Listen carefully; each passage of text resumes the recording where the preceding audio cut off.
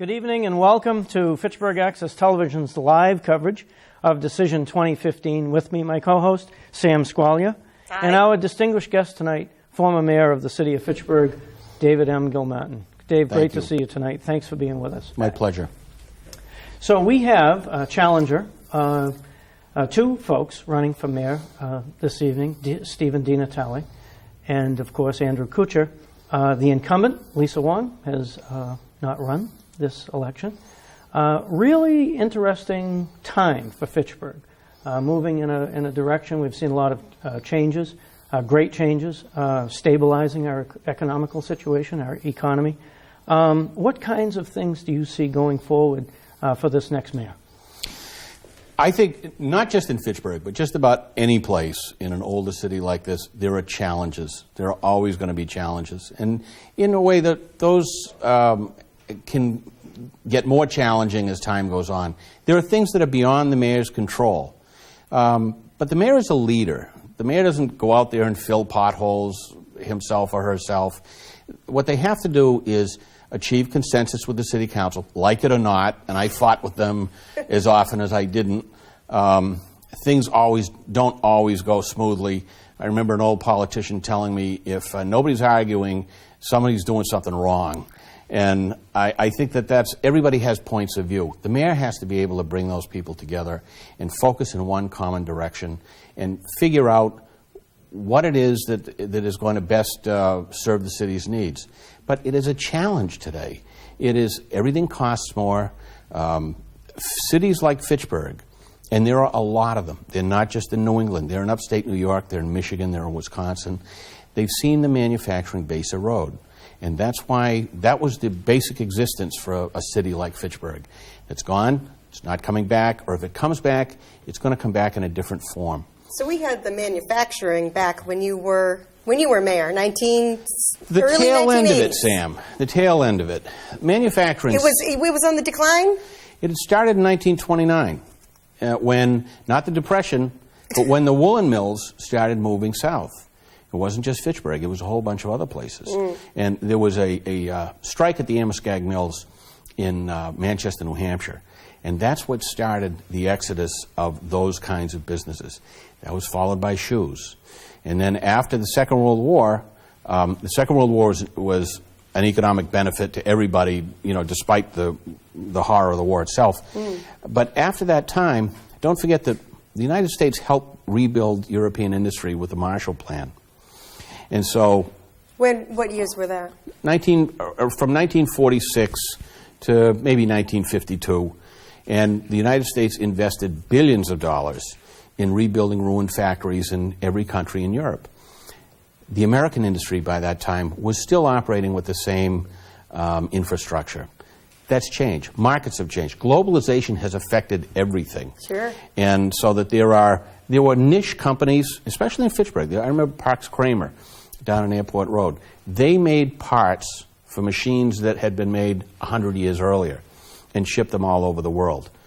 With globalization and computer-aided design, a lot of those things have changed. 3D printing. Sure. Exactly. Yep. Well, you're not going to print a 100-ton flywheel for a steam engine, but Not yet. Not yet, but you can design it. Yep. That way. So, the draftsman, and General Electric employed lots of draftsmen. Those jobs have changed.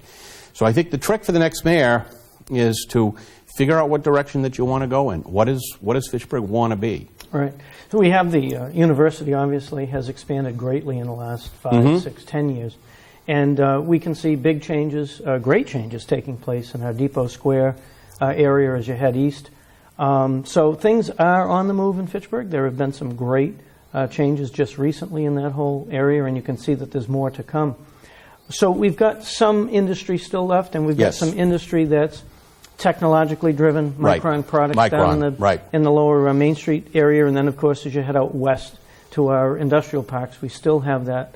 And DRS, that right down the base. street And DRS, of course. Micron. Yeah. So there's still some industry. What do you see in the future building that out, and how does that move ahead in terms of providing some other ancillary economies, so to speak? We talk about the auto industry, plastics, glass, rubber. I mean, the incredible amounts of industry created by just automobiles is one of those. Oh, the secondary industries. Yeah. You know, there was a company I remember in New Bedford that just made the headlight bezels for cars. That's all they made. The glass.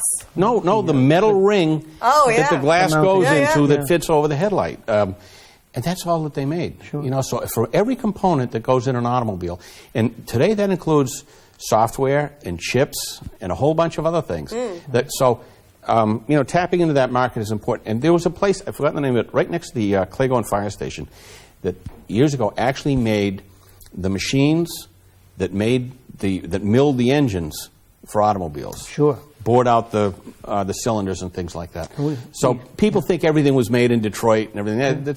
It's just not true. I mean, there was an automobile assembly plant in Somerville until 1958. And we had motor parts rebuilders on Snow Yes. Street, who was a Ford contract so that they would have their rebuilt engines and transmissions. But to be part of this, and I think you mentioned this earlier, the biggest asset I think that the city has right now is the university.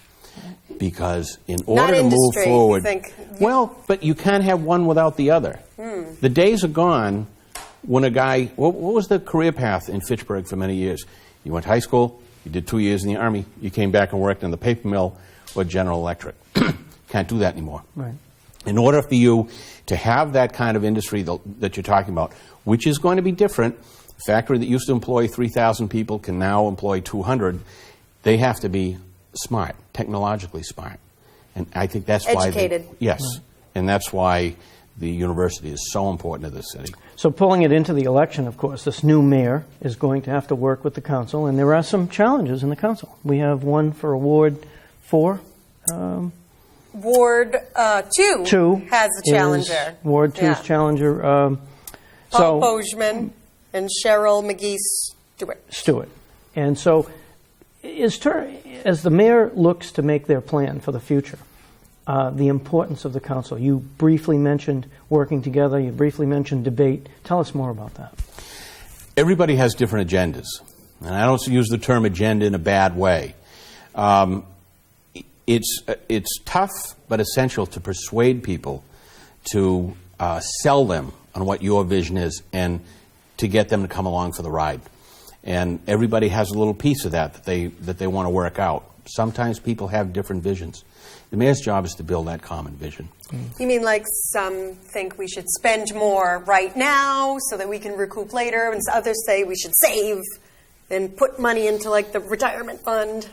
Well, you know what? Scrimp. It's funny that you mentioned both things, okay?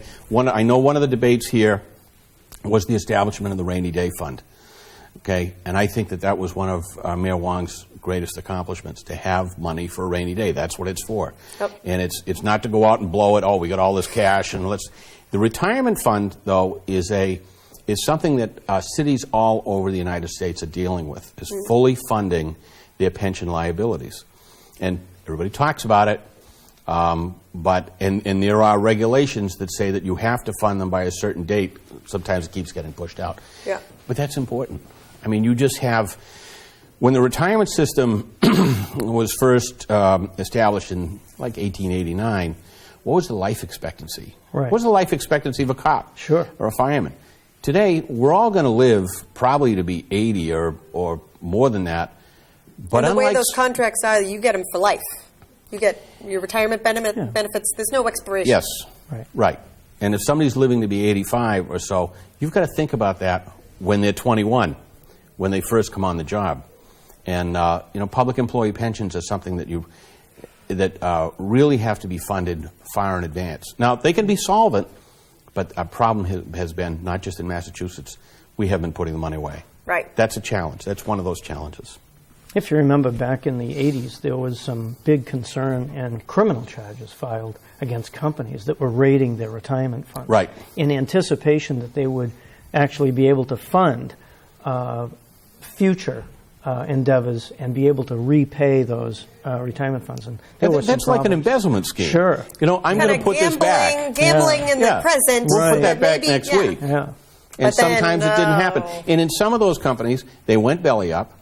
And who picked up the tab? The Federal Pension Guarantee Agency. So we were on the hook as taxpayers for a lot of private companies. As federal taxpayers. Right. Yeah, that's big.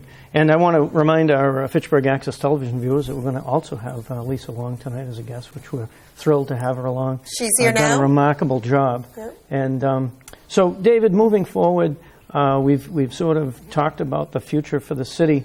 What other things does the mayor do in terms of acts as the ambassador, sort of, for the city? And what does that mean to the public? What do you really have to accomplish in terms of getting the attention of others to compete with other cities that are looking for the same thing? Yes, everybody else is doing the same thing. There's only so much that you can offer them.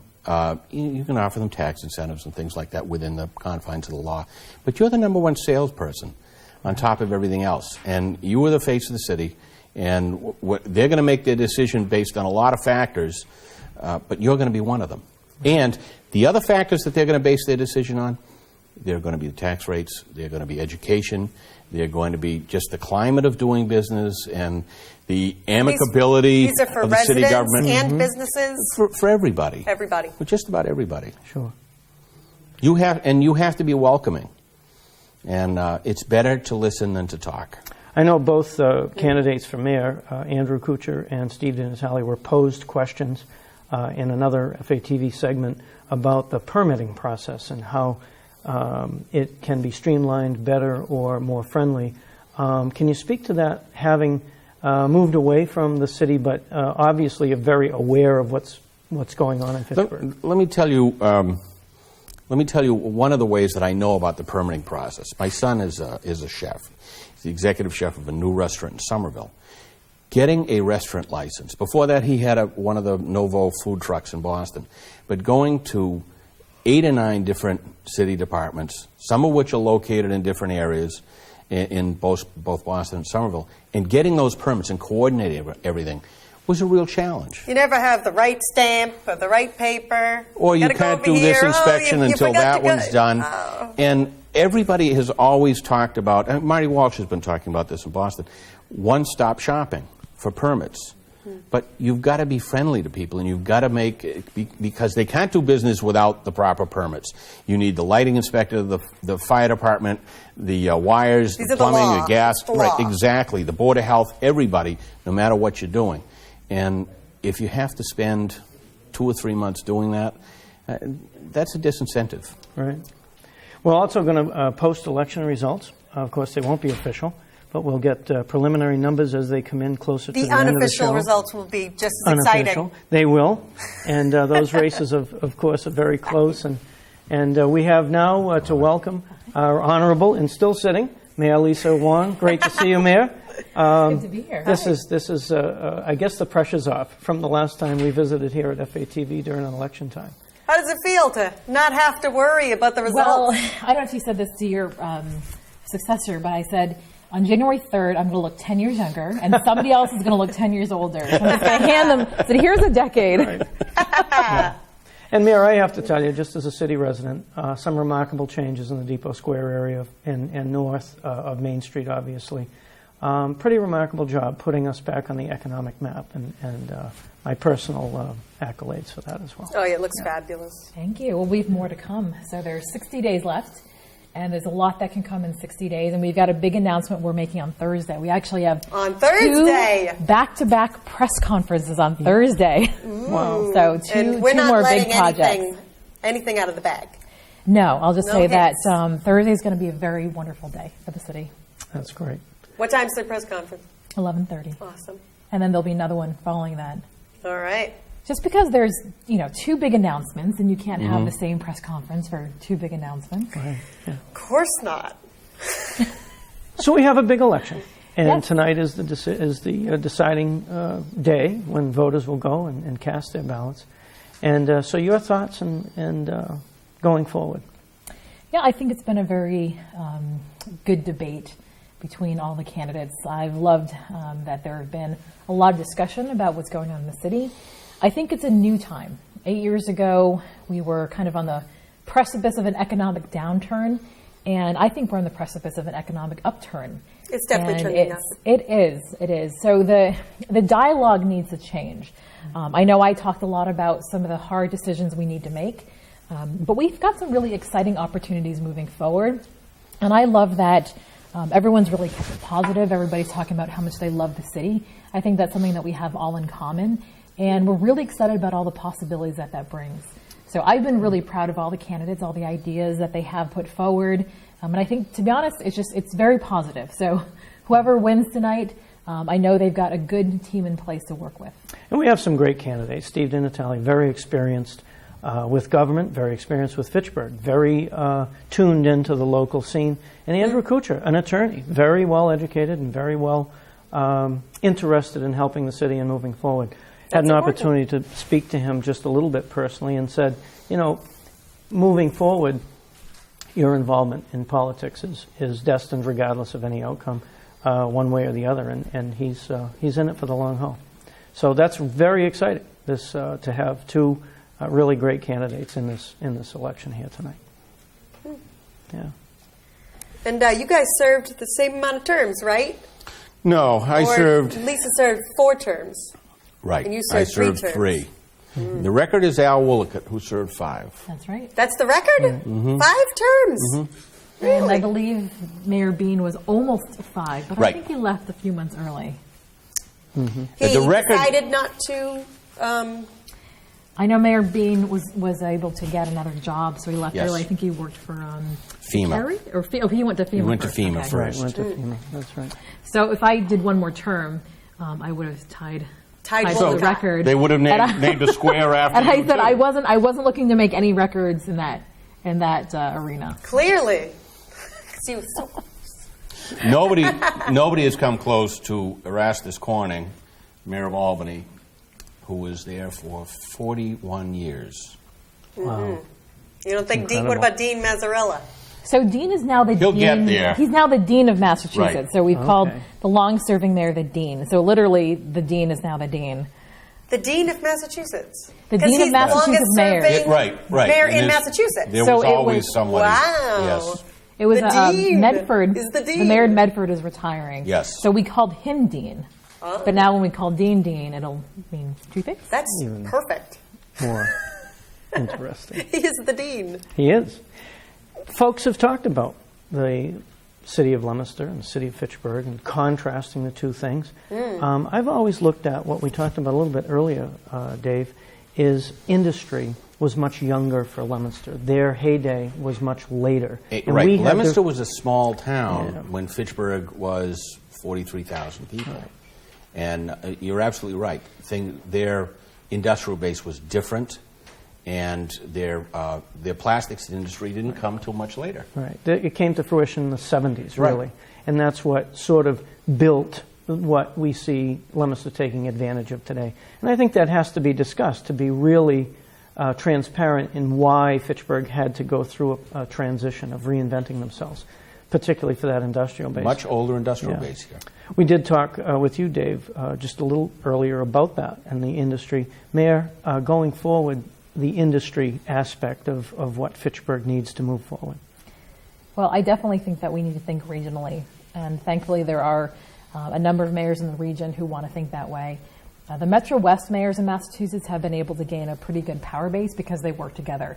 I've lived in Massachusetts my whole life, and can you name all the Metro West towns, never mind who the mayors are? It's hard to do that, so why would we expect industry to do that? So I think North Central Massachusetts has to put its really imprint on the world as a region.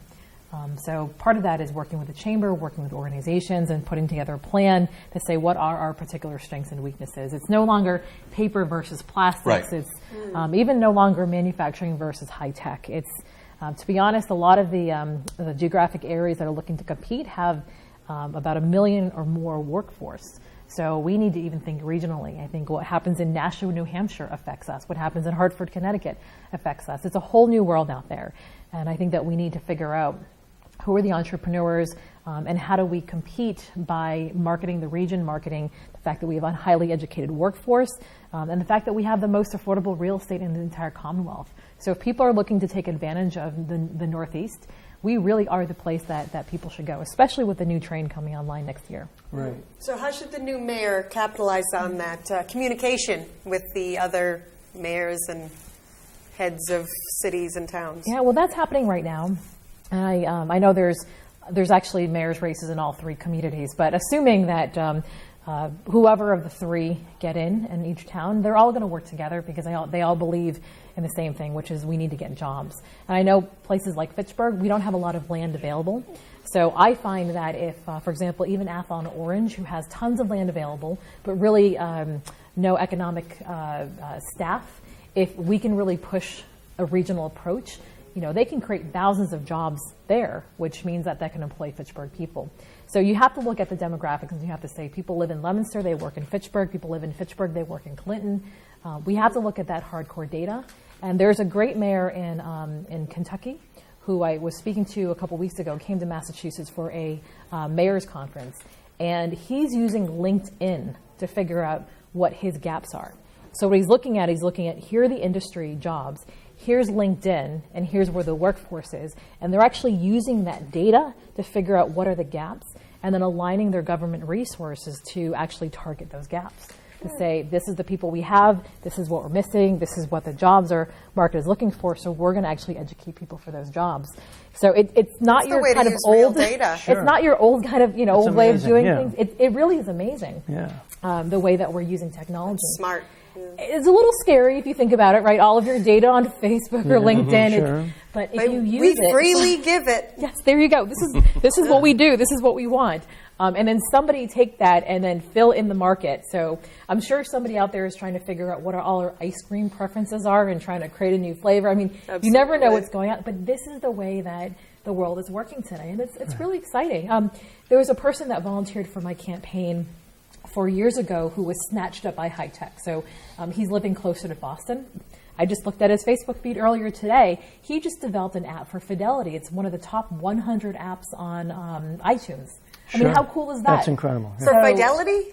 For Fidelity Investments. Sure. Yeah, Fidelity they have some sort of app on iTunes, and it's one of their top 100 apps. But to develop an app, I have no idea how that works. Right. So I came from the Redevelopment Authority. Bricks and mortar, I understand. But Candy Crush Saga, that company being sold for $6 billion, I don't know how it's worth $6 million, but somehow it's worth $6 billion. Right. So this is really where I think the next frontier is. And I think we've got smart people here. I think we've got great infrastructure. I think we're affordable. I think we've got great assets. This is a wonderful community to live in. Yeah, I've always said that we benefit greatly from natural resources. We have water, lots of it. We have lots of water. And that's a really, really great commodity to have. Ask the people in Texas. But moving forward, without divulging anything, of course, that's in the works that you wouldn't be able to divulge, how will the state, like Mass Development and some of our connections at the state and even federal level, how will those play into the next few years here? Well, right now they are kind of lagging behind because they are so focused on real estate financing. And it's one thing to say we can have some sort of tax break if you're trying to buy a 10,000 square foot property and expand. But to be honest, most companies aren't looking for those kinds of deals. They're trying to invest in people and personnel. So one of the ways that we were able to attract some high-tech businesses through Putnam Place, which is the old GE facility, is we had flex space. So we could allow a company to come in with 7 people and expand to 70 if they needed to, and then if they lost a contract, go down to 7, without having to kind of deal with a lot of the expense or the hassle of having to deal with real estate. So we have to think that way. And frankly, we have to figure out how we're going to utilize Fitchburg State, which has a new entrepreneurship program, which has a really great communications program, and figure out how to help them tell us what we need to do. Because I think there's more billionaires coming out of college than there is coming out of, I would say, us sort of solidly in the workforce. So I want to see what they're up to, how they think, and then figure out how we can build an economy around that. So in terms of real estate, taking our building stock and allowing it to be phased in for leases? Yeah, so right now Mass Development has a lot of like industrial bonds. They have brownfields redevelopment. So things that are really rooted in real estate, which there's a limited number of. Most jobs are not really reliant on real estate to grow, right? I mean, there's a lot of companies that are in very small spaces. They employ a lot of people and bring in a lot of cash. And then there's huge companies that have, 100,000 square feet and have 20 people in there because they're using high tech. So the fact that our tools are very real estate based, it means, are we attracting a lot of these sort of high quality buildings with very few employees, or can we change it up? so we can bring in added values and added skills. So economic development is really going to be very different in 10 years than it is 10 years ago. It's already changed in the 15 years I've been in the business, and frankly, without divulging too much about my next steps, one of the things I'll be doing is I'll be exploring these kinds of things. Right. So I'll be writing and speaking about the way that things are changing. And I'm really excited to see that happen. I think we need to adapt and acknowledge that change is happening. Sure. David, how do we bridge the older generation with the new generation in this term? Mayor has alluded to, what the future brings and how we get to the future. And not to coin a phrase, but what's in it for us? What do we do? Go along for the ride, pretty much. I mean, one of the things that you mentioned, Mayor, was real estate. And in order to do that, in order to make everybody a partner, Fitchburg is affordable, not just for commercial and business properties, but residential properties as well. Mm-hmm. And, you're already seeing housing in places like Arlington and Somerville go to $1 million now. And so there are plenty of people who just are being priced out of that market. Mm-hmm. You've got to train. You've got to train, which is going to be better than it has been. Mm-hmm. And I think that one of the constants today when you talk about employment is that very few people live and work in the same town anymore. Mm. It's not like it used to be. Right. And people can work out of their houses. They can be independent contractors or, whatever. But they're probably going to be traveling to someplace else. And so you change the demographics, you can change a whole bunch of things, but this is an affordable place to live as well. Mm. Yeah, and so there are people that used to intern for me who work in the Waltham and the high-tech areas, and the way the workforce is responding to the young employers is really interesting. They're really choosing quality of life as a big factor. So they want to live in a community in which there's stuff to do. There's people that they know. They have really good schools, even if they don't have kids yet. And they're also, these companies are beginning to adapt by having a lot of work at home. I'm seeing that in increasing numbers because you don't have to physically be in an office.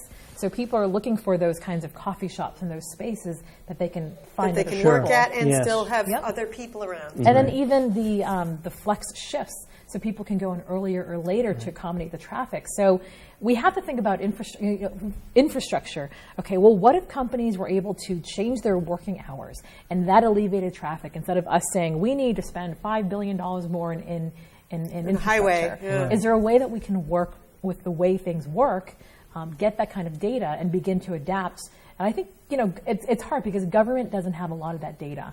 And I think we need to figure out how to invest in that data. We need to bring some smart people on board. We need to look for industry solutions. And this would help companies too, because there's a lot of trouble finding qualified employees for a lot of these industries. That's right. And one of the things that is really interesting about some of the companies located in downtown Fitchburg is some of them don't even do any business in the United States, or never mind New England. And Dave alluded to that. Because they really have these really smart people that understand these big global issues, like developing sustainable solutions to energy, and they're doing it on such a massive scale that other countries are really grabbing these kinds of things. So I think there's a way that we can kind of be the brain area or the think tank to solving a lot of the world's problems, kind of experimenting in our communities and then figuring out how to kind of make a living or brand ourselves.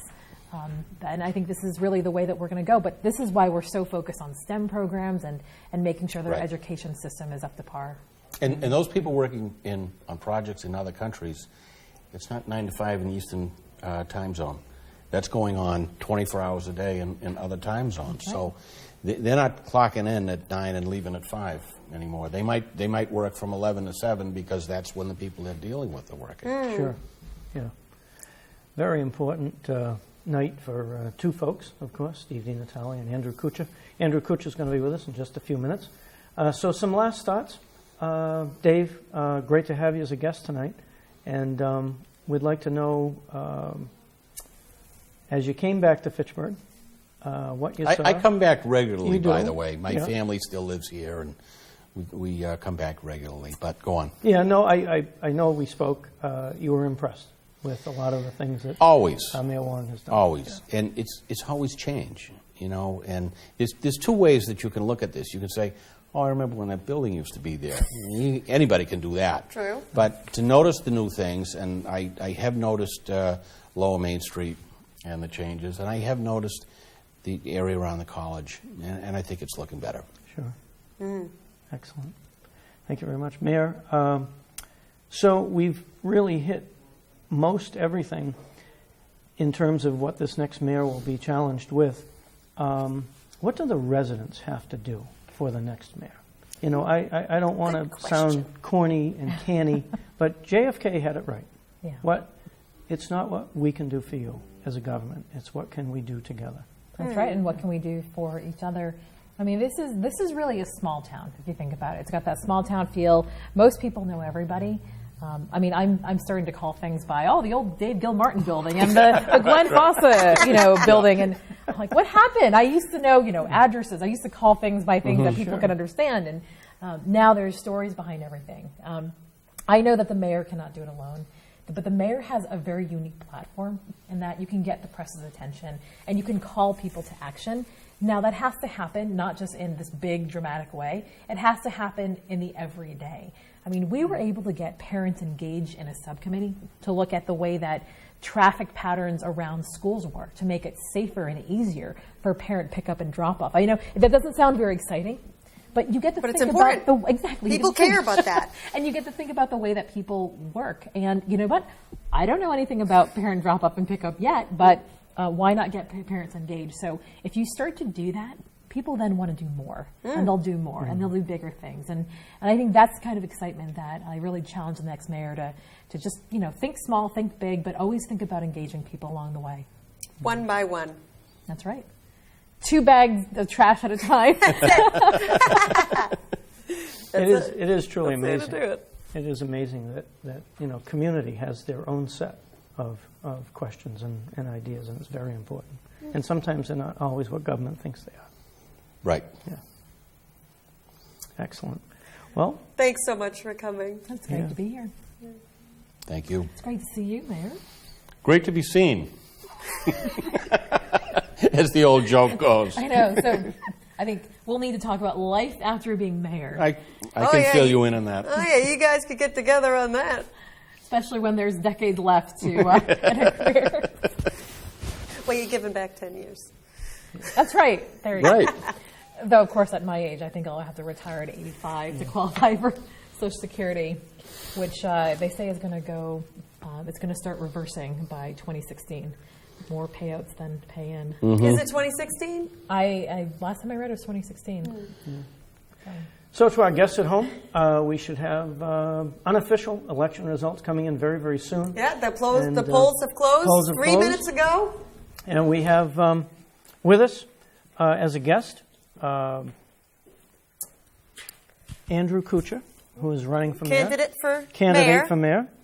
And we'd like to welcome him along into the studio. We're going to get him wired up in just a few seconds. All right. And sounds good. So that was pretty great to have. Those were some incredible former mayor and current mayor. Incredible former sites and future sites of what this next mayor has to go through. Mm-hmm. Yeah. You could along with the people. Watch the growth. Moving through on. the years. Yeah. And some of those challenges still remain. Some of those challenges were things that were new for us in terms of looking forward to what the university has to offer, the newest technologies and technological industries, so to speak, and what's going to happen with Fitchburg there. So entering the studio, of course, Andrew Kuchar, good to see you Hi, tonight. nice to see you. Thank you for having me. You've been out to the polls. I know I saw you a little bit earlier today when we were making the rounds. Oh, yeah, it's been all around. Yeah. Did you go to every station? Every station. Every station I was at. Nice. It was a very busy day, but I had a good time doing it. So we had a star-studded first half of this show. We did. Former Mayor David Gilmartin, of course. And I'm very honored to follow up, with current such, sitting good Mayor Lisa people. Wong. Just remarkable.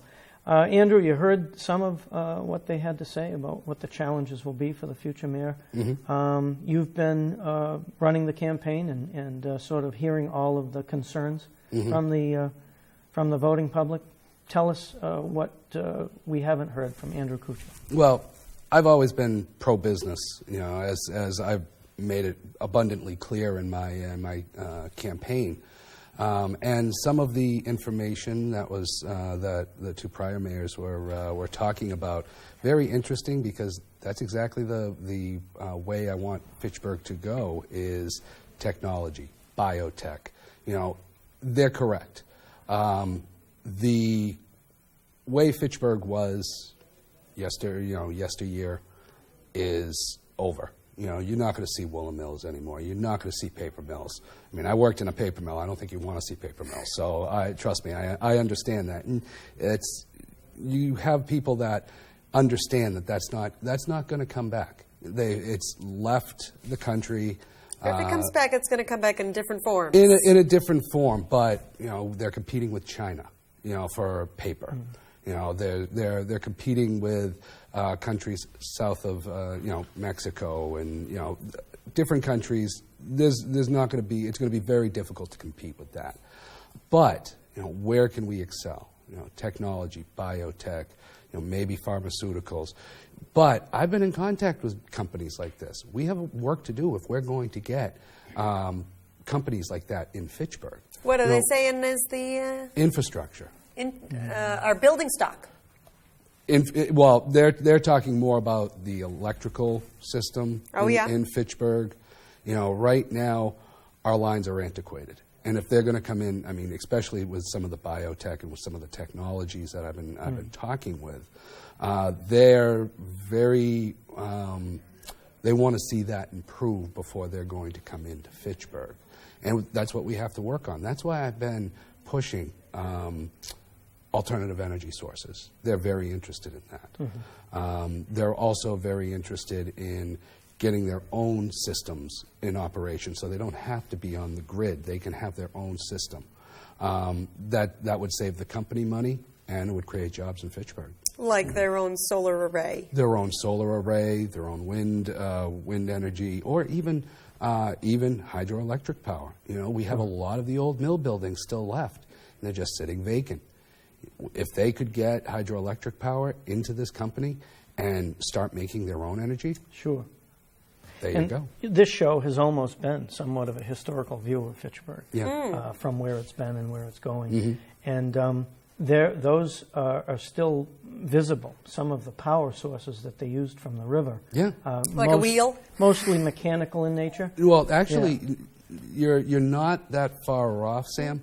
If you and I've taken a personal tour, let's just say that, of a couple of the paper mills in West Fitchburg. Some of the old paper mills closed down, but the technology is still there where they used hydroelectric power to run the mill. Sure. The technology is still there. The buildings are still there. Of course, it's not operational. All along the river for a reason. It's non-operational. There's not, and it's antiquated. So there's no way you're going to be able to restart it back up. I'm not saying that, but we do have the possibility. If they did it, we can do it, and we have better technology now.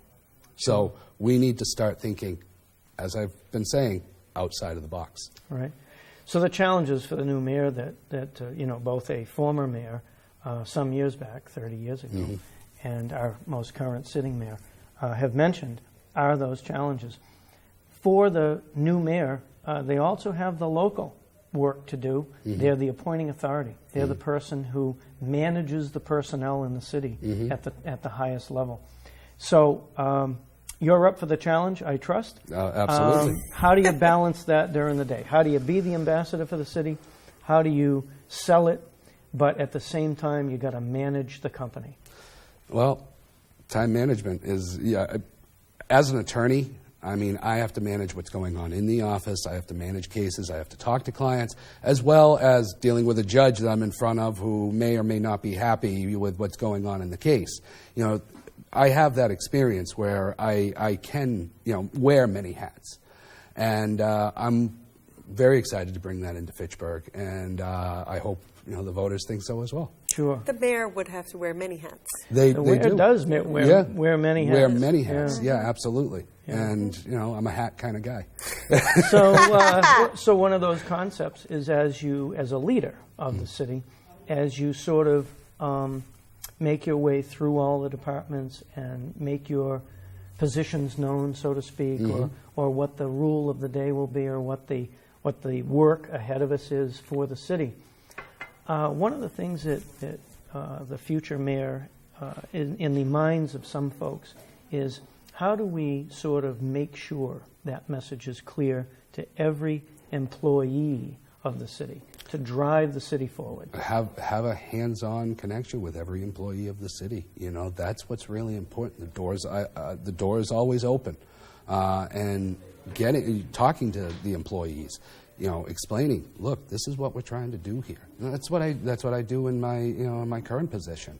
You know, if I have a paralegal... Like morning meetings? Morning meetings. Right. Well, it's going to be kind of hard to have a morning meeting with every employee of Fitchburg. But, you know, every other week or, you know, every other day, you know, you have a different department meeting, you know, with every employee. Yeah, it's going to take time, and yeah, it's going to be difficult. I'm not saying it's going to be easy. But you have to create a team, and you have to bring the team together. And that's what a leader does. Sure.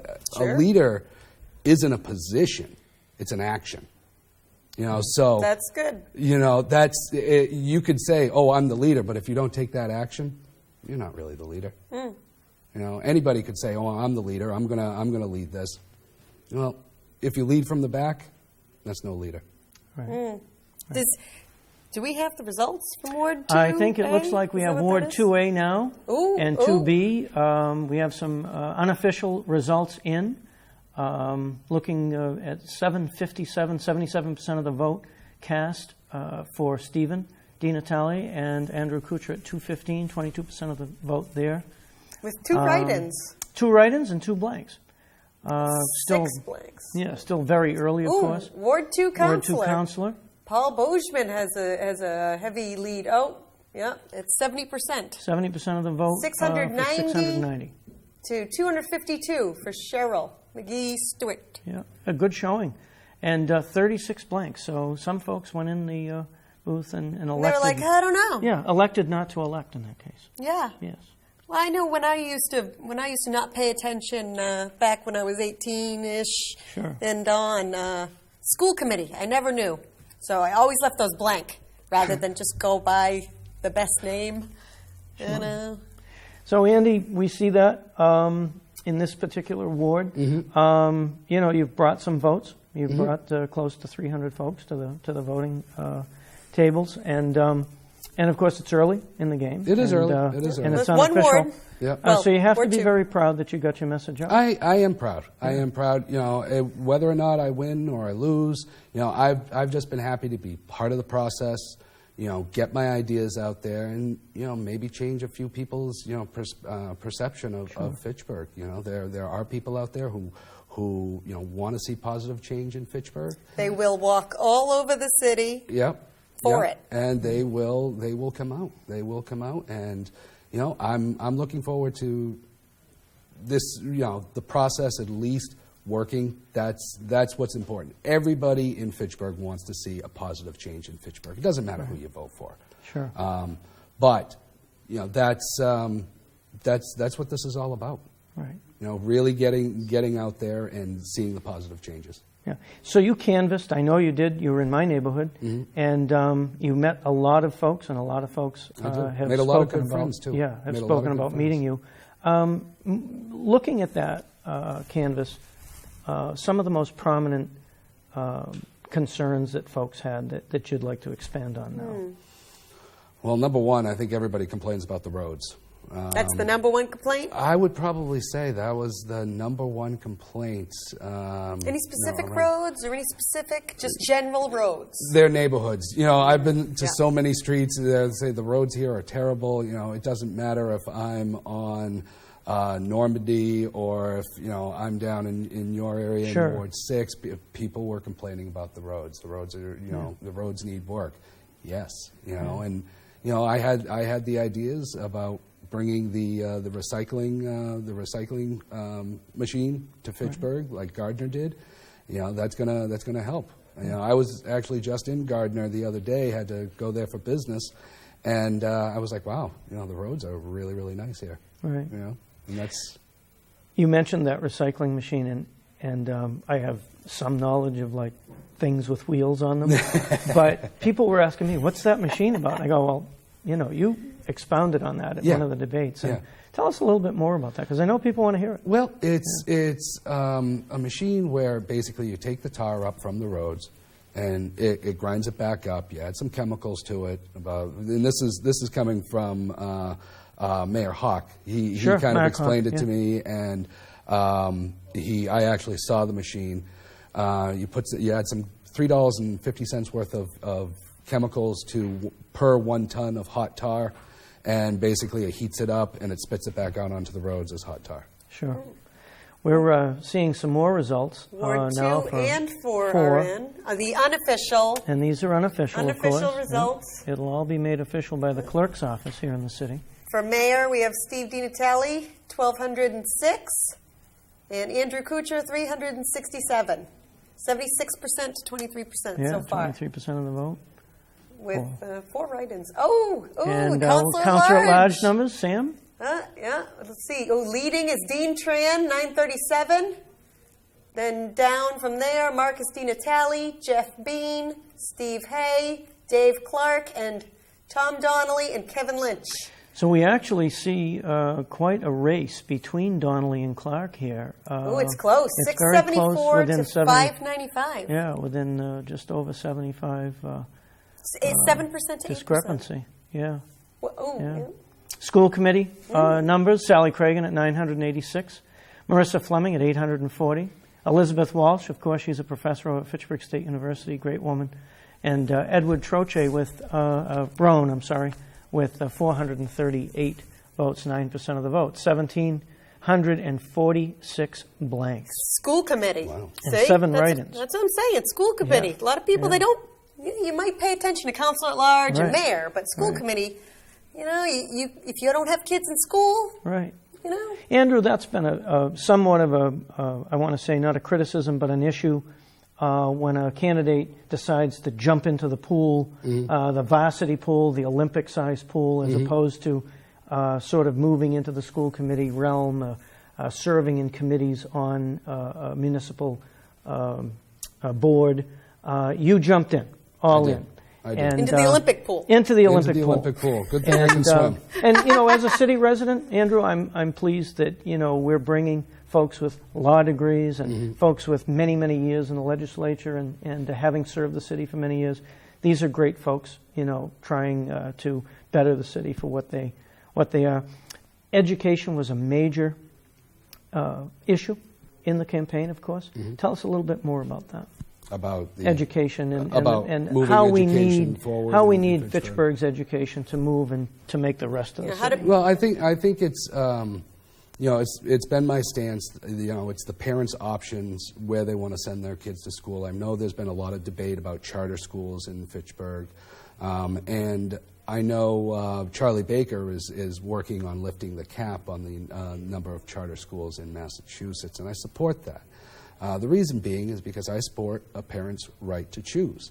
Whether or not they want to send their kids to public school, charter school, private school, Catholic school, it is the parents' rights. And by limiting the access to charter schools, is really limiting a parent's option.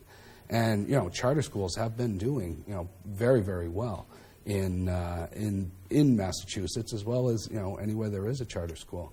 But that doesn't mean I'm not for public school. Right. I went to public school. I went to college, went to law school. So public school did me very, very well. And overall, I like to help the teachers. The teachers have a tremendous job that they have to do.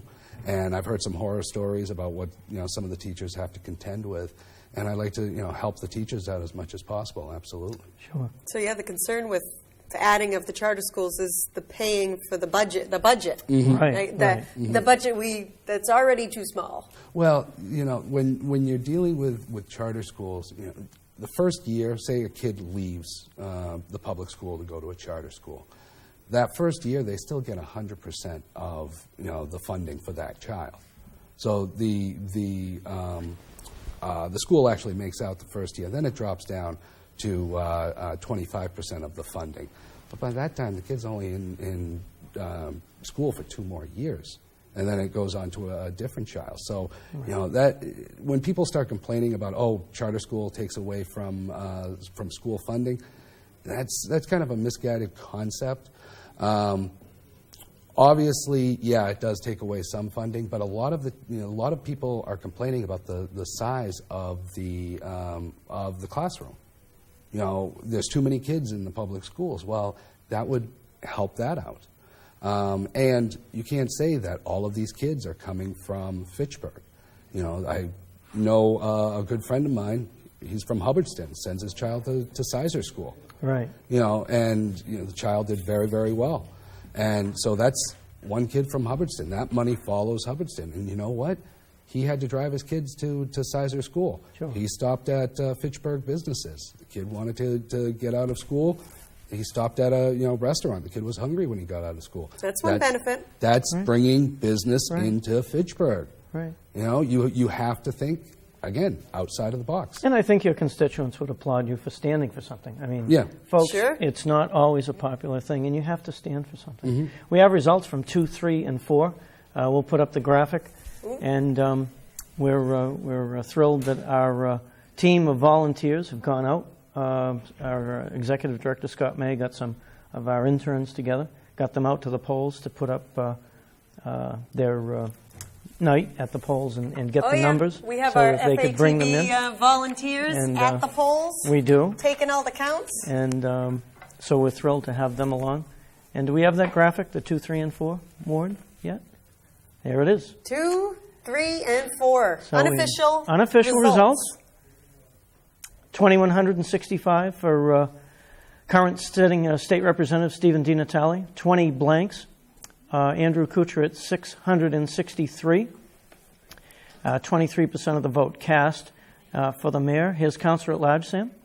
Council at Large, Dean Tran is still leading, 1756, with Marcus DiNatale following up with 1693. Jeff Bean, Steve Hay, Dave Clark, and Tom Donnelly. And Tom Donnelly and Dave Clark are still very close. Close, but it looks like David Clark has moved ahead got a sizable fairly lead. significantly now in this race, albeit unofficial, and just these wards are reporting. School committee, Sam? School committee, we have Sally Cragen is still leading, 1831, to Marissa Fleming, 1523. Elizabeth Walsh is just behind Marissa Fleming with 1432, and Ed Rohn is at 746. He is falling quite behind Elizabeth Walsh. He has. Yes. Yeah. Elizabeth Walsh, very close. With to blanks. Fleming. Blanks has dropped 35%. Less blanks. It was 37%. Yeah. Joining us in studio now, Councilor Amy Green and Councilor Angelo Bezal. Great to see you guys. Love the tie, Angelo. Well, thank you. Thanks for coming. Yep. Yeah, he always tries to outdo me.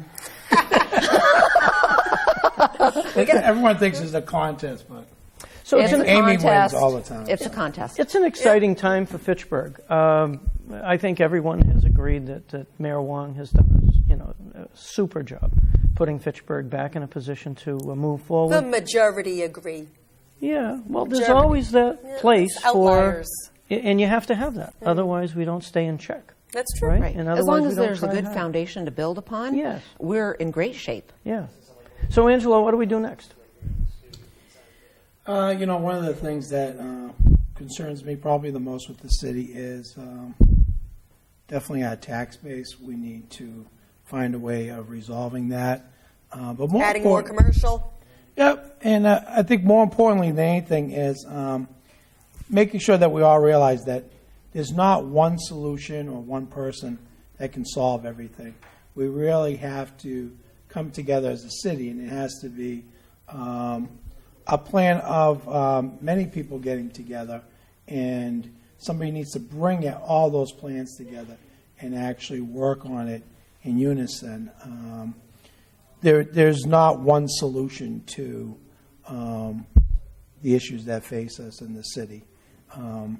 As you said, Mayor Wong has done a great job bringing us to this level now. We need to take another leap forward with someone else. So I think it's important that, more than anything, that we all work in unison to get it done. So, What will the priorities of the council, or at least you as a councilor, be moving forward? yeah, I mean, so I think when I look at business in general, a lot of times people talk about maybe, people will say, well, we don't have access to the highway, we don't have this, we don't have that. Start to look at what we do have and build on our strengths, and then take the opportunities that we have and work on those to kind of I wouldn't say solve, you're not going to solve everything, but maybe come up with enough things that make us viable as a community. So 3 of the top things I'd like to see is definitely the business, growing our business, changing our image. One of the things that I think we struggle as a city is, you'll see something on Facebook and people have to realize that we don't live just in a goldfish bowl. Facebook and social media goes out throughout the whole world now.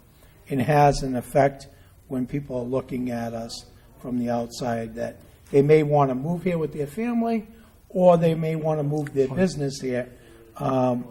We've got to get better at that. We've got to be more in tune with learning how to build the social network within our city, whether it's at City Hall or whether it's the city itself, to show people what we really have. So when people are looking at us and they may be interested in us, they see us in the best light that they can be. Sure. I think we're working on a positive image on social media. I think we're working in that direction. I think you've helped too Trying. in that way. Amy, your thoughts? My thoughts. Right, Right. How long do I have How here? long do I have? Right. The list We'll is get the quite long. stopwatch going. Right. Again, I think that we need to hold property owners accountable for keeping their buildings up to current code. I think that would help Main Street tremendously if those property owners were willing to put some money into their own property so that entrepreneurs like myself or others say, oh, there's the perfect spot, but I don't want to put my own money into a building that I will never own and that has way more space than I will ever need. So, I would like to work on building the registry that has been talked about a lot this year, and then reaching out to those property owners to say, okay, there's a new sheriff in town, and in order for us to move forward, you need to work with us. You know what I mean? We need to work hand in hand. We like your property. We've got somebody interested, but you need to put in, a new electrical system. You need to put in 2 handicap bathrooms and other means of egress. How can we make this work? Right. You know what I mean? And not that it has to be done tomorrow, but maybe there's, maybe this is what we expect in 9 months, in 18 months, and that we're working together with the property owners to get to the common goal, which would be bringing very niche markets into downtown Fitchburg. We know that it's not going to be retail big box stores. We know that it's going to be little boutiques, little niche markets. The kind of things that you can't get at the big box stores. Right, because people don't, we've got that. We're inundated with that. They're not looking for that. And I think that there are a lot of people who would like to buy and stay local, but we're kind of out of options. You know what I mean? So if we bring back the options to say, yes, guess what? We've got a shoe store downtown. We've got a little candy boutique store. We've got a bakery downtown. Right. And then it grows out from there. Right. Once you have a couple. So folks are actually seeking a shopping experience, very different than, this is, the big box and there's 18 televisions, take one and Right. make your way to the register. They're looking for the experience that you get in a smaller shop. So as a priority, that's what you're Right. I mean, my focus would be working with the new mayor on getting that registry established. Sure. And then how do we move forward to make it beneficial for both us as a city, plus, retail space, businesses and or, renters at fair market value up above, because the buildings are big. Yeah, we have Ward 1 through 5 results, unofficial, of course. Steve DiNatale at 3,089 votes. to Andy Kuchar now at 1,527. Well, the percentage has changed. You have seen a dramatic shift Yeah. in those numbers in terms of disparity. It was at 76%. Yeah, Now we're down to yeah. 66%. So and some- we have 18 write-ins. some folks have I wonder what people write in. made their opinion known. Here we go, Councillor at Large. Dean Ooh, Tran Dean still Tran the and leader at Marcus 2,715. They're closing in. And they're close to each other. Stephen Hay, 2,513. Jeff Bean, 2,470. Dave Clark at 2,099. Tom Donnelly now trailing David Clark, Ooh, yeah, 1,699. he's what, 400? Yeah, and Kevin Lynch, 807 with 4% of the vote. He was outstanding at Memorial today, too. I saw him as well. Sally Cragen, 2,874 votes for school committee on a 4-year term. Elizabeth Walsh now at 2,380, very close to Marissa Fleming, 2,556. And Edward Roan at 1,182. 17 write-ins there. 17. 4,900 blanks. 49.78, yeah, and then the percentage has gone up a little. Yeah. 36%. 36% 36% of of the folks voters didn't don't vote know for a school committee member. who, they can't even put one. Yeah, Well, then maybe they could put one. very interesting. Wow. Yeah. What's your take, Amy, on that? Honestly, I would probably have to say not enough education. You know, What does school committee do? Nobody knows who was on the school committee? Right. They You know, don't know I mean, what they the don't know school the committee faces. does. You've got to know the faces with the names because otherwise they're just names on paper. You know what I mean? And if you're not comfortable with any of them or you don't know any of them or what they stand for or what they represent, Sure. how can you make an educated vote? It's better to put blank than to just guess. Right. Or to, put something that you may not feel is right because that's the only option. I mean, I'm big on options. So, blank is an option. Okay, that works for I some. know but you need to talk more. We need to get the word out more about what? about what school committee does. Well, I think that in general, in general, I obviously, think yeah. that for the most part, the general public has no idea how city council works. All the the back story of everything that comes before you that you see on TV. I Sure. mean, there's tremendous amount of work. There's effort. There's research. There's all that goes into it that sometimes I think the public doesn't have knowledge about. Angelo, we're going to move to some unofficial results of all the numbers all in. the results are in, all all the wards. numbers in. And so we have candidate Stephen DiNatale, He's- clearly ahead of The unofficial the unofficial winner of the unofficial Fitchburg ones are clearly mayoral ahead election. of challenger Andy Kuchar.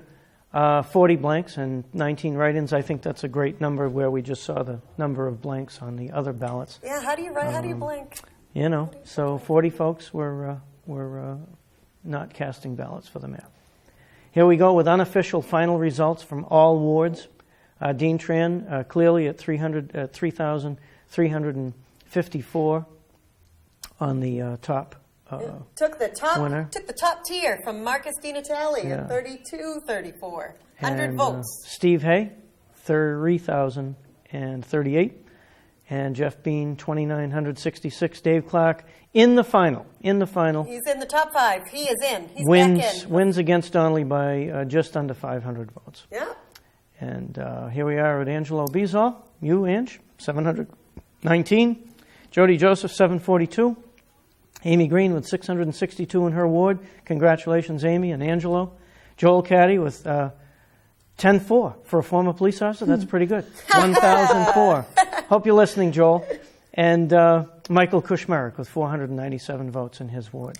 Angela, you got the top write-in, the blank in write-in counter. Yeah. And these, of course, are uncontested seats. We're still looking, of course, we still have that one councillor race that we have to look with Paul Boschman. Oh, here we go. Here we go with the numbers for Ward 2 councillor, Sam. Paul Bushman is back in. Ward 2 councillor, 690 votes. And Cheryl Magai Yeah. with 252. Yeah. 36 blanks, obviously, and now school committee final numbers. Unofficial, of course, Fitchburg Access Television. Ultimate, disclosure that these are unofficial numbers. Yep. Ooh, the two-year term. Here this we is go. the 2-year term. Yeah. These are new numbers for us. 3,400 for Juana Escobedo. Yeah, 64% with 36 write-ins and 1,841 blanks. That's, I think, less blank percentage than the 4-year. Yes, very much so. Interesting. Angelo, your thoughts? You're going to thank your Are you surprised? voters? Am I surprised? Are you surprised? Yeah, I think, something I think, first of all, I want to thank all the candidates that ran. I don't think people fully understand what it takes to run, and you kind of put yourself out there. Got to stand up there and hold a sign with your name Yeah. on it. Oh, not only that so much, but you're standing up there and you're opening yourself up for criticism. You're opening yourself up for a lot of things, and your family's a big part of that too. And people need to realize that when they up there and they're publicly criticizing candidates, everyone has a family, and surely I think when you're thinking of running, you have to understand that your personal life becomes very public. Yeah. Sure. I think if we looked at Fitchburg as a community, one of the things that we could all agree is that in an uncontested race, as many of these wards that went uncontested, apathy could have reigned, but they showed up in force and they voted and showed that they do stand for something. They do want to go to the voting booth and vote in an uncontested environment. So it's telling you that you have that kind of support. That's incredible. So moving forward, Amy, as a counselor, what's going to happen? I think that we'll continue to be diligent with the work that we do.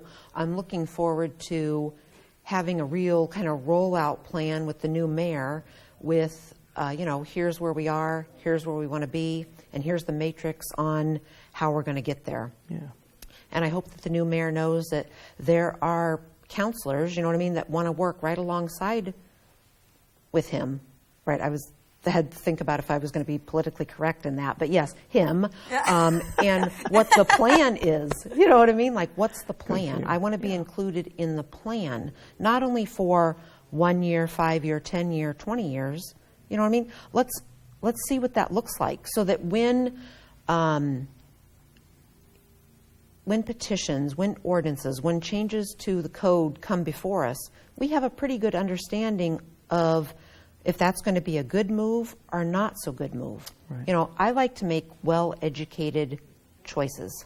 Right. Communication with the city council and the mayor. Definitely. Yeah. Yeah, because we really should work in tandem. You know what I mean? That we shouldn't have such opposition at times. That's difficult, but then, I always say, okay, I don't want to make it personal. You know what I mean? I don't want to make it personal. So professionally, moving forward, making right decisions for Fitchburg, is it the right thing to do? Remove all the personal stuff, whether I like you as a person or I don't like your idea or I do.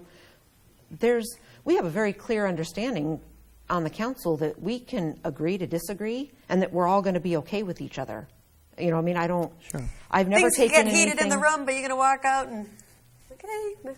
Yeah, we saw that like our first year with budget, with our first year of budget, that got a little heated at times, you know what I mean? And, I've learned some lessons from that, you know what I mean, is that you can't take it personally. You can't take it personally, and you can't make it a personal attack against somebody or a department or something. That it just doesn't work. It's not fair. You know what I mean? It's not relative to how we're going to move forward with the issue.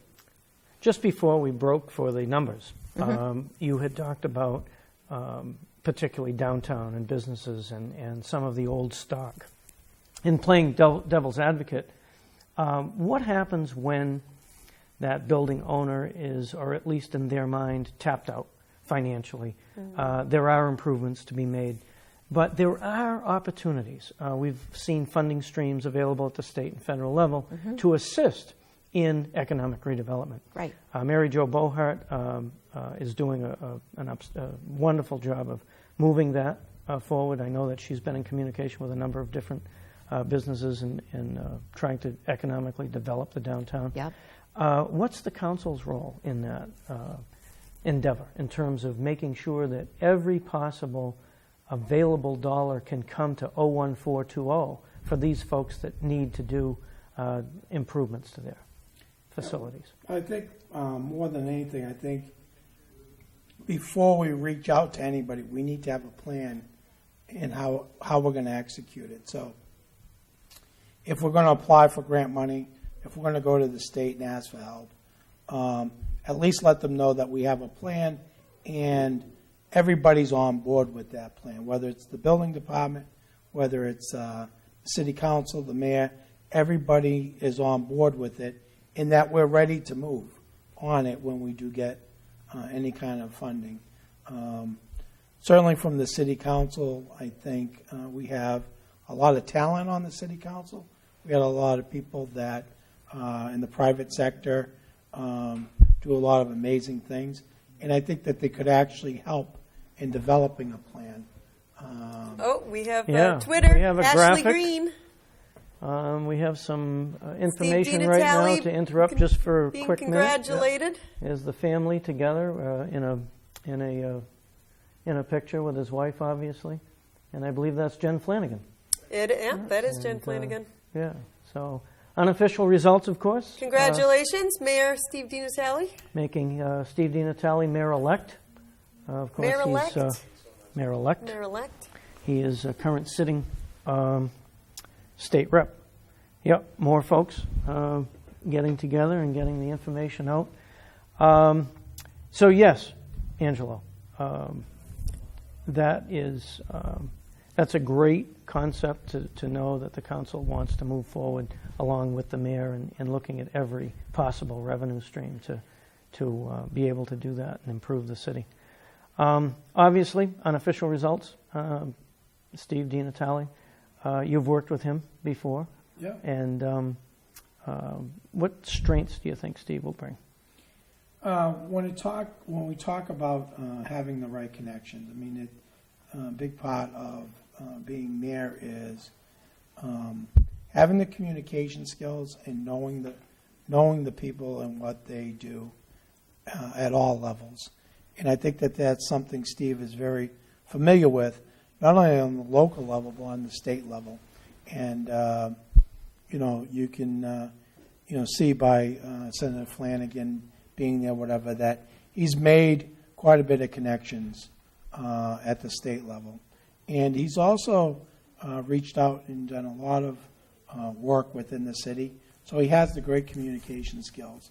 I think that he'll be able to pull everybody together and get them moving quickly in the same direction.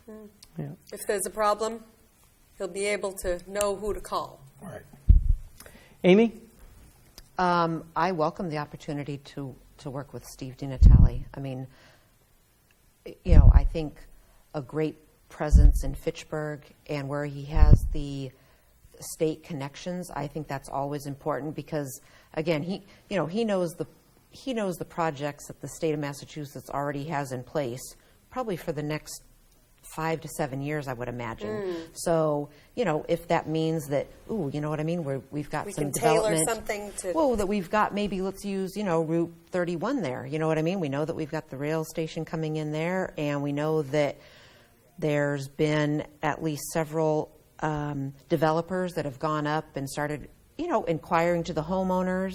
So, what that means to me is, possibly that means strip mall, maybe, with a restaurant. So some expansion. So knowing that that's coming down the pike, so to speak, Then you can great. target other Right. road paving or other streetlights, anything that the mayor Well, so that it all could ties help. in, Yeah. right? So that it all ties in, and where he can make a phone call at a state level, from his connections there, to say, hey, we really need some help with this. I think that there's going to be people there that can say, yeah, I'm willing to work with you, and let's get it done together.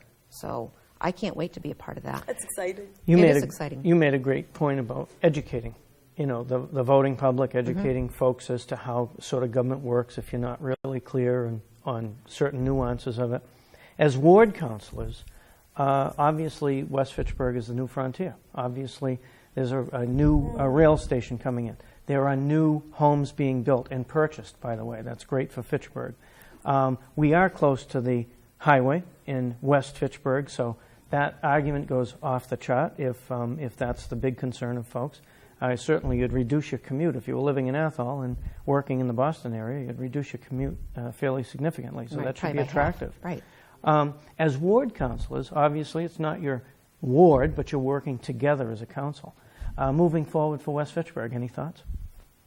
I always thought that we should, now that Great Wolf is there, kind of hitch our wagons to Great Wolf. And I know that in talking to Larry Casassa about that area up there, we do own some acreage right off of The highway? right off of the highway. And, that could easily be developed.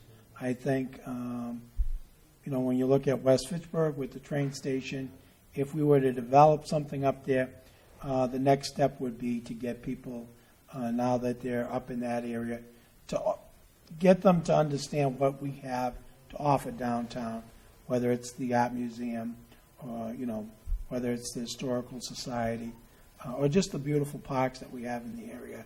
So I think once we get them off the highway and once we get them in that area, try to get them from that area to migrate into the city to see what we actually have there. I always see Great Wolf as a very similar to a Disney model in the sense that they offer an awful lot right at that location. Absolutely. So it's important that Fitchburg bolster that, regardless of how quickly it may move out from that area. So moving forward, other businesses in the West Fitchburg area that may very well flourish because of the crowd that they bring. Yep. Joining us also in studio in just a few minutes will be Dave Clark, Councilor at Large, who prevailed very well. We're going to transition into that just now. And so thank you so much for being here for Decision you. 2015. Thank you. And good luck in the next council session. And joining us, Sam. Lou, look at the Oh, here we are. mayoral, Now the mayoral more numbers percentage are in. went way up. More numbers are in at 74%. 4,154, with 74% of the vote cast there, and 1,407 for Andrew Kuchar. 74%. That's 74%. pretty high. Very, very good. Yeah, pulling away, obviously, in the numbers now, as these numbers continually come in Yep. from all of the wards. I got to tell you, for 40 blanks concerning the other elections that had so many other blanks cast, that's pretty impressive. Yep. Dean Tran pulled it off with Still the with highest the lead. number, He's still got the lead. 3,477 votes. Marcus Di Natale, of course, with 3,354. And Stephen Hay, 3,148. Jeff Bean, 3,090. And Dave Clark will be joining us right now in the studio with 2,597. Against Tom Donnelly, the challenger really in that race, with 2,116, 8% of the vote. That's a pretty good lead. 1,025 for Kevin Lynch. Joining us now in studio is board member of Fitchburg Access Television and longtime city council member, Dave Clark. Dave, great to see you tonight. Hi, Dave. Some folks remember you as the voice of Fitchburg High School football. So you get out there and do an awful lot. Was there any concern tonight about the race? Oh, yeah. I mean, it was incumbents, and then, another cup with a guy like Tom Donnelly, who's, got so much experience. Well, Tom knows the city back and forth. And so, I mean, he was the guy that I figured I would have to take on. And You were right. I was. I wish it could have been a bit easier because... You've been sweating? Well, Tom's a great guy, and I really... If I had my druthers, would have liked to have taken somebody else out. But we'll let you figure that one out. Yeah, there you go. And beggars don't be whatever that's saying. Beggars is. can't be choosers? That's it. So I'm thrilled to be in the top 5, and I really look forward to working with the new mayor. We've known each other for a long time, and I really look forward to working with Steve. Everybody's excited about moving forward. Sure. Yes, Dave, you've absolutely. seen all the subject matter that we've just been through in this last election, pre-election, tonight's show. What are the priorities for Dave Clark as a counselor at large, experienced, knowledgeable? What are your priorities going forward? Well, I think it's, continues to be answering the call, when somebody gives you a call of any constituents and I need help with this, and whether it's a bad tree or whether it's, and you get on it and you help that person because that's important to that person. I might not be interested to anybody in West Fitchburg, but, around here, it's important. So being responsive. Absolutely. And I'd like to see something done with the with City Hall. The building?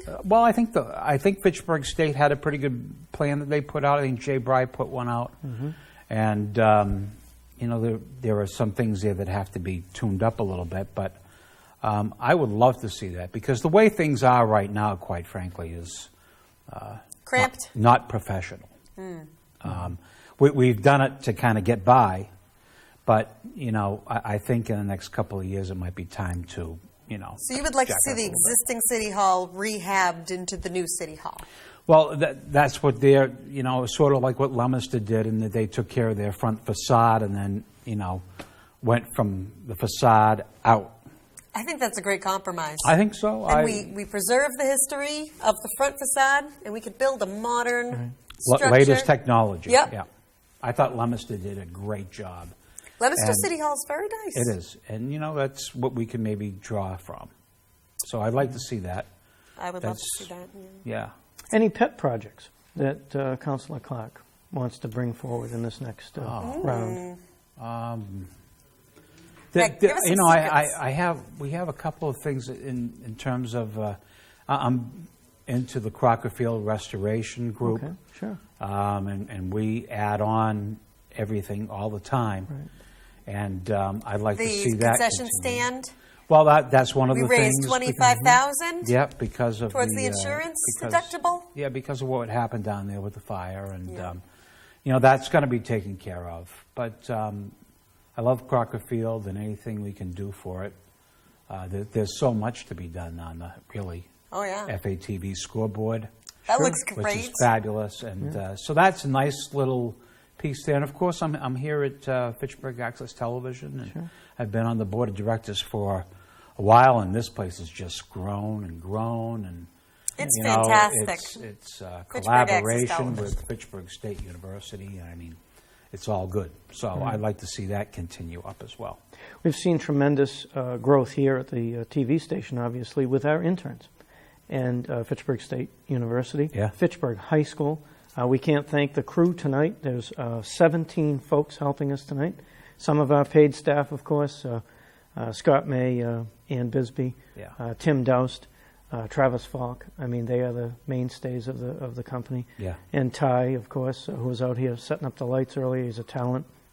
And all of the folks who came in tonight, Marie, our director, who came and answered the call again for Fitchburg Access Television.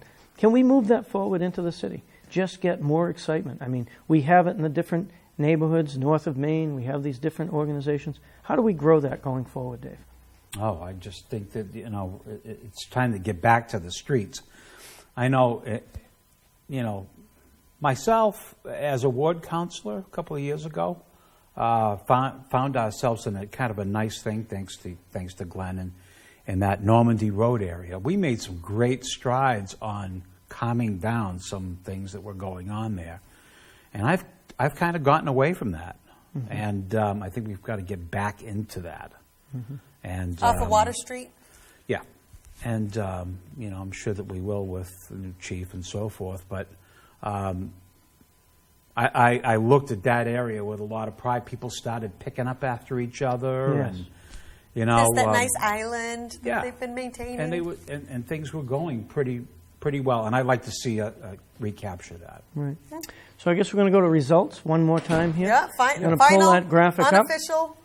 And Fitchburg we'll see that in just election results. Few seconds. Decision 2015. We had a picture of Steve DiNatale being congratulated, of course, by his wife.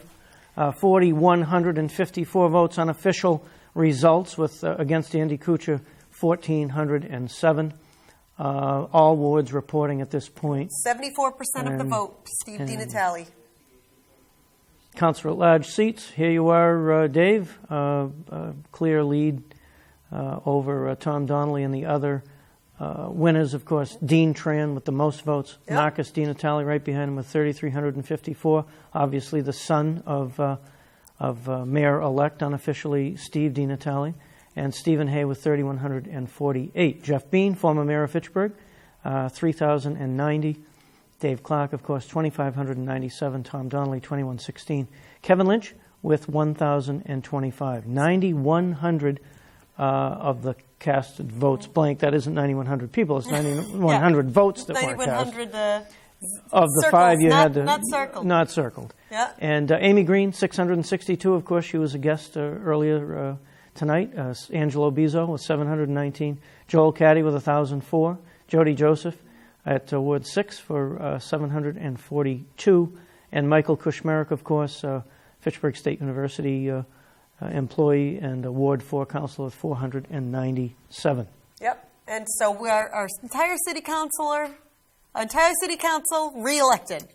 Entire city council, as it sat, re-elected. Ward 2, Paul Bushman. And Paul Boschman prevailed there. And Yep, that was 70% that of was the the vote. challenge one. Here it is here with 690 votes against Cheryl Only 36 Magai. blanks in Ward And 2. yeah, not too bad, with 252 cast for Cheryl Magai. So, school committee, Ioana Escobedo with 3,403 votes. That's a great showing. Get that many votes out. Anyone should be proud of that. Excellent. With school committee for the 4-term, Sally Cragen, of course, a well-known and a veteran member of the school committee. Elizabeth Walsh, Fitchburg State University professor with 2,899. Marissa Fleming, 3,137. And Edward Rohn with 1,419. And, you know, just one thing, I mean, those were really outstanding candidates. Yes. That group right there. Yes. Pretty incredible folks. I hope they stick with it. Because, Yeah, that was a tough choice. Yeah. And, I mean, there's no reason why they can't stick with it. I hope they do. Absolutely. Sure. So, last thoughts. We're going to wrap up very soon. We want to thank everyone tonight, of course. Sam, thank you for Glenn. coming along and enjoying this evening with our voters. Dave, moving forward, you know, the at-large seat sort of gives you a citywide view. Mm-hmm. The at-large seat sort of gives you that citywide focus. The priorities, of course, that have been talked about tonight. Some of the thoughts moving forward that we haven't talked about tonight. I don't know. I think you pretty much covered quite a bit. But I look forward to the next couple of years. And the thing about what I've noticed, you know, being involved with politics here is you just never know what's coming up next, what's going to surprise you. And I hope in a general way that when something surprises us, that we'll be prepared, totally prepared.